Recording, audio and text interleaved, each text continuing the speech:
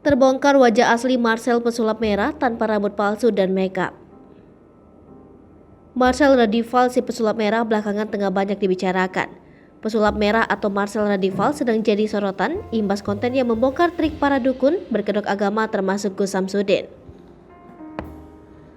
Kini terbongkar penampilan asli pesulap merah tanpa rambut palsunya itu. Dan yang mengejutkan, wajahnya disebut mirip suami Lesti Kejora, Rizky Bilar. Diketahui, Marcel Radival si pesulap merah membongkar trik sulap dari Gus Samsudin. Menurut pesulap merah, pendukunan dari Gus Samsudin dinilai melakukan penipuan. Apalagi Gus Samsudin membawa nama Tuhan untuk melakukan praktek perdukunan. Di sisi lain, beredar video Marcel Radival mengenai penampilannya tanpa memakai rambut wig merah. Akhirnya, Marcel Radival membuka rambut wig merah yang dipakainya.